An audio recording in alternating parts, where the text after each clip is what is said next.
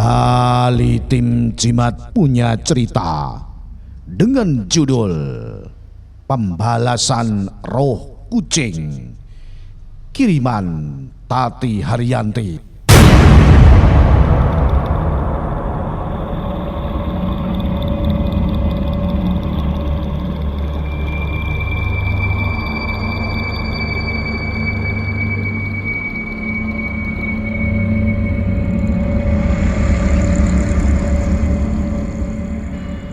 Sebut saja namaku Rusdi.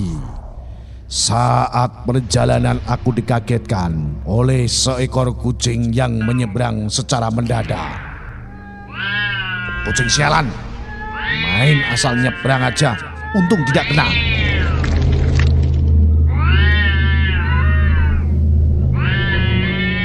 Rusdi menghardik seekor kucing yang baru saja tarung dengan kucing lainnya, hanya karena rebutan ikan yang mungkin mereka gondol dari tetangga. Sampai di rumah, ia melihat ibunya yang biasa menjual gemblong sedang mengangkat singkong yang sudah dia kukus.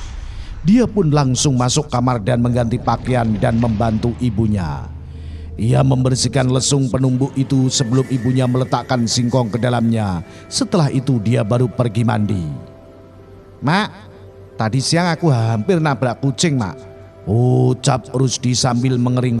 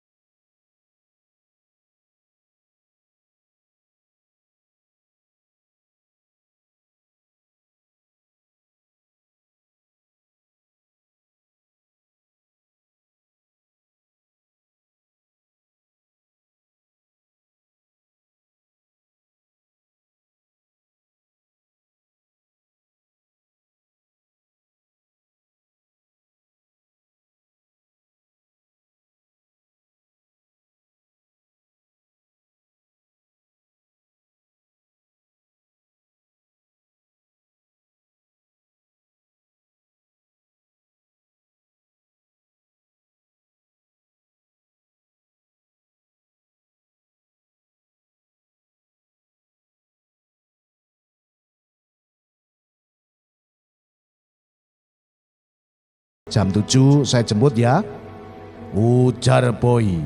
Rusdi hanya mengacungkan jempol.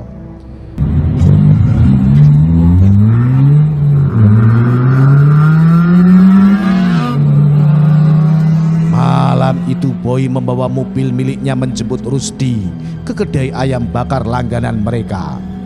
Setelah beberapa tahun tidak bersua, mereka pun merayakannya dengan minum beberapa kaleng minuman keras, bermain biliar hingga larut malam, hingga menjelang pagi mereka pun pulang.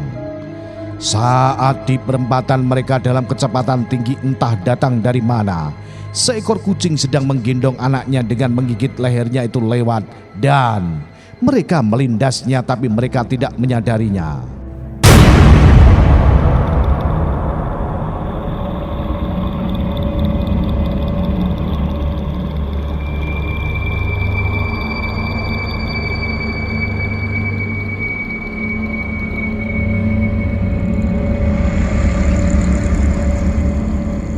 Boy mengantar teman-temannya pulang tanpa rasa bersalah karena dia tidak mengetahuinya. Keesokan paginya, Mbak Suti, asisten rumah tangga Boy, mencuci mobilnya kemarin malam. Dia sudah merasa dia melindas sesuatu, tapi karena malam dan dalam keadaan mabuk, Boy pun tak memeriksanya. Tiba-tiba Mbak Suti menjerit histeris membuat seisi rumah keluar dan mendatanginya. "Ada apa? Ada apa, Sut?" tanya ibunya Boy disusul ayah dan adiknya, sedang Boy masih tidur di kamarnya. Itu Bu. Suti menunjuk ke arah ban mobil milik Boy. Ada bangkai kucing yang remuk dan menempel di bannya itu. Astagfirullahaladzim. Pakai adik Boy.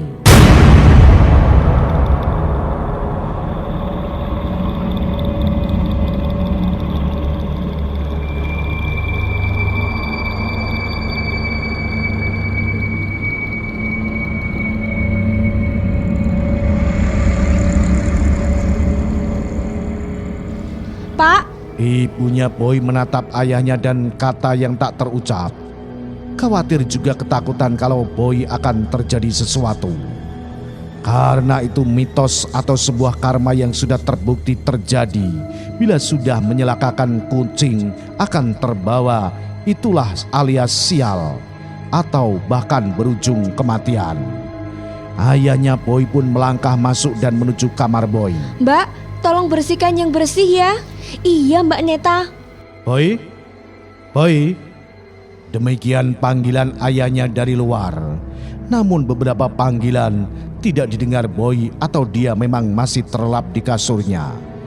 Ayahnya membuka pintu dan dia melihat Boy duduk meringkuk di sudut kamar dengan menggenggam Al-Quran.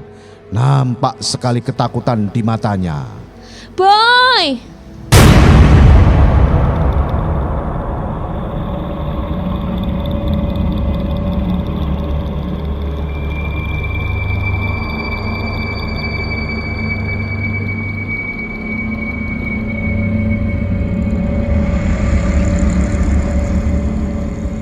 Ibunya menjerit melihat keadaan anak laki-laki satu-satunya itu. Nampak tidak seperti orang. Wajahnya pucat dan mulutnya terus meromel-romel. Bukan saya tidak sengaja. Bukan saya tidak sengaja. Saya tidak sengaja. Neta melihat kondisi kakaknya, ia pun menangis. Ayahnya langsung menyuruhnya ke rumah Pak Ustadz. Neta pun bergegas pergi menemui Pak Ustadz. Sesampainya Pak Ustadz di rumah, melihat kekosongan di mata Boy, beliau pun melihat dan meminta segelas air dan meminta Boy meminumnya. Selang berapa lama Boy pun bisa diajak komunikasi. Ia mengatakan ada suara kucing menyeringai dan garang sekali. Dia menampakkan wujudnya dan duduk di atas selimut Boy.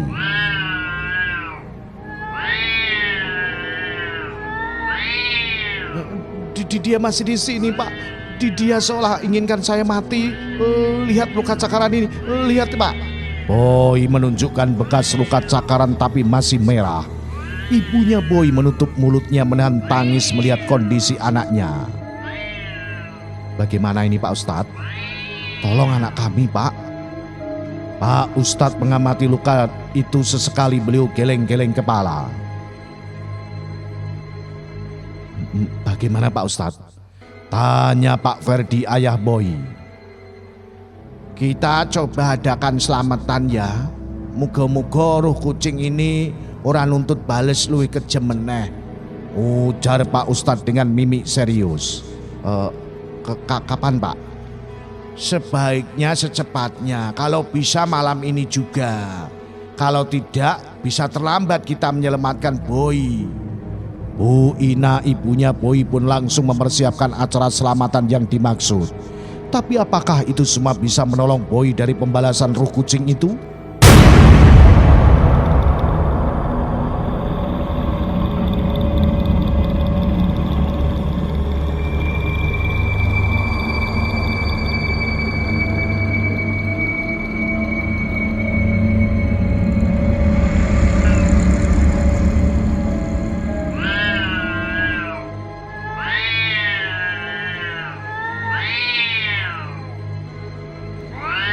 Di tempat lain Rian pun tidak lebih baik dari Boy. Rian pun seperti dikejar-kejar suara erangan kucing di telinganya. Siapapun orang yang bicara dengannya, yang ditangkap telinganya itu hanya erangan kucing marah dan sesekali seolah kesakitan. Dia berlari-lari keluar rumah seperti orang gila, meminta tolong kepada setiap orang yang ia jumpai. Tapi tetap saja yang dia dengar suara kucing. Sementara itu Boy masih mengurung diri kamar ditemani oleh Neta adiknya, dan setelah tetangga kumpul Neta pun dipanggil ke bawah oleh ibunya. Sekilas mata saja Neta turun, tubuh Boy pun dibanting dari atas langit-langit kamar.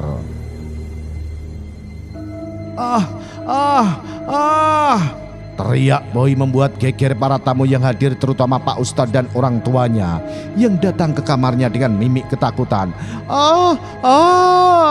Suara Boy semakin parah, seolah tercekik, sesekali terdengar seolah barang yang dilempar.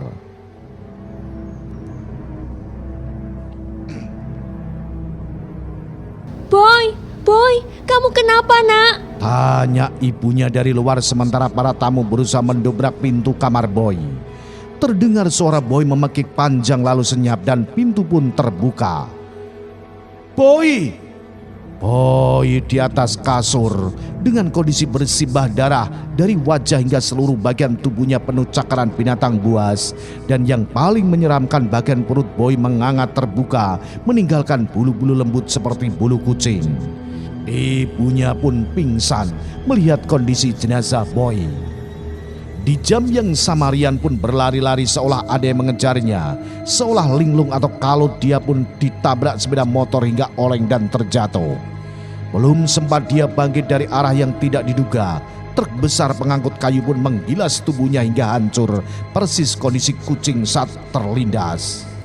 Nah, bagaimana dengan Rusdi? Selamatkah dia? Di pagi yang sama saat kepulangan mereka dari reuni mereka bertiga, seperti biasa dia membantu ibunya menumbuk singkong rebus pada lesung. Padahal biasanya dia bersihkan lesung itu, tapi entah dalam keadaan ngantuk atau bagaimana, dia pun langsung menumbuk singkong itu tanpa mengindahkan suara jeritan anak kucing dari dalam lesung itu, seolah dia memasukkan singkong. Dia pun menumbuk sekeras-kerasnya. Alhasil saat siang ibunya hendak menata gemblong, ibunya menjerit histeris. Ros, sini Le, Ros. Teriak ibunya panik. Rusdi datang tergopoh-gopoh. Ada apa, Bu? Iki apa? Bulu apa? Astagfirullahaladzim. Itu kuping, mata. Rusdi, apa kowe ndak lihat-lihat dulu sebelum menumbuk tadi? Ucap ibunya gusar. Iki anak-anak kucingnya si manis kucingmu. Ya Allah, astagfirullah. Terus gimana, Mak? Ya dikubur nggih bajumu ya. Pesan ibunya. Iya, Bu. Tapi Rusdi tetap tak mengindahkan omongan sang ibu yang sedang gusar. Dia menggunakan kain bersih untuk membungkusnya. Di sore jam yang sama dengan kematian Boy dan Rian, Rusdi yang bekerja di pabrik gula di bagian mesin penggiling tebu. Saat itu seperti biasa dia memasukkan tebu-tebu itu ke dalam mesin penggiling. Dan tiba-tiba salah satu kakinya terpeleset dan dia sulit bangkit dari alat mesin penggiling itu. Kakinya pun terjepit masuk. Dia menjerit kencang memekik menahan sakit lalu sunyi. Semua temannya kehilangan dia di saat jam istirahat makan. Dan mandor pun menemukan daging yang sudah tak terbentuk. Sepatu dan baju di antara sepah tebu dan genangan air gula yang berubah berwarna merah.